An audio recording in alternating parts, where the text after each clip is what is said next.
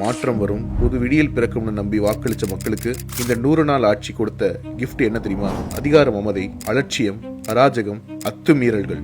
இது எல்லாத்துக்கும் மேல வெற்றி தமிழகம்னு ஒரு ஸ்டிக்கர் ஒட்டுனா மட்டும் மக்களுக்கு ஒன்றும் தெரியாதுன்னு நினைச்சிட்டு இருக்காங்க. இவங்க கட்சிக்காரங்க பண்ணது ஒவ்வொன்றும் கேட்கவே பதறுது. தூத்துக்குடி மாவட்டம் ஸ்ரீவைகுண்டத்துல தாவேக்காவை சேர்ந்த ஒரு பெண்ணை கூல்ட்ரிங்க்ஸ்ல மயக்க மருந்து கலந்து கொடுத்து பாலியல் வன்முறை செஞ்சது தாவேக்கா நிர்வாகி தான். அந்த குற்றவாளிகளை காப்பாத்தினது ஸ்ரீவைகுண்டம் தாவேக்கா எம்எல்ஏ சரவணன்.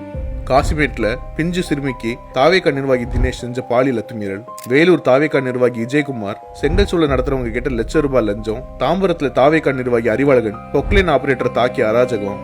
சேலத்துல தாவேக்கா நிர்வாகி மணிகண்டன் மீது 50க்கும் மேற்பட்ட பெண்கள் பாலியல் துன்புறுத்தல் புகார். திருத்துறைப்பூண்டி ஒன்றிய செயலாளர் பிரவீன்குமார், குளித்தலை ஒன்றிய செயலாளர் ரமேஷ்னு அடுத்தடுத்து பாலியல் துன்புறுத்தல் மற்றும் கடத்தல் முயற்சி புகார்கள். ராணிப்பேட்டை மேற்கு மாவட்ட செயலாளர் விஜயமோகன் இளம் பெண்ணுக்கு பாலியல் தொல்லை கொடுத்ததாக குற்றச்சாட்டு. இதெல்லாம் கேள்வி கேட்கிற இடத்துல இருக்கிற ஷோலிங்கர் எம்எல்ஏ கேள்வி கேட்ட ரிப்போர்ட்டரை உயிர் போற அளவுக்கு அடிச்சிருக்காரு. இதுலதான் இந்த அரசு சாதனை பண்ணிருக்கு. லாக்அப் மரணத்துல இறந்த சபரிவர்மன் கதறல் இன்னும் அடங்கல. புழல் சிறையில பாலாஜியின் மர்ம மரணம் தொடரும் ஆணவ கொலைகள்னு அவலமா போயிட்டு இருக்கு. கோவையில் இந்துஸ்தான் பொறியியல் கல்லூரி மாணவன் அமுதன் சக மாணவர்களால மரக்கட்டைகளாலும் இரும்பு கம்பிகளாலும் கொடூரமா அடிச்சு படுகொலை செய்யப்பட்டிருக்காரு.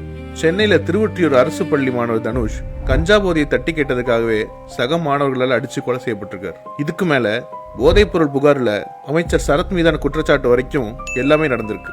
அதிகாரம் கிடைச்ச உடனே மக்கள் மறதிக்கு போயிருவாங்கன்னு நினைக்காதீங்க. மக்கள் பார்த்துக்கிட்டே தான் இருக்காங்க, மக்கள் கேட்டுக்கிட்டு தான் இருக்காங்க, மக்கள் கணக்கு வச்சுக்கிட்டே தான் இருக்காங்க. அராஜகத்தை பார்த்துட்டு அமைதியா கடந்து போற காலம் இது இல்ல. ஒவ்வொரு புகாருக்கும், ஒவ்வொரு அத்துமீறலுக்கும், ஒவ்வொரு உயிருக்கும் பதில் சொல்ல வேண்டிய நாள் வரும்.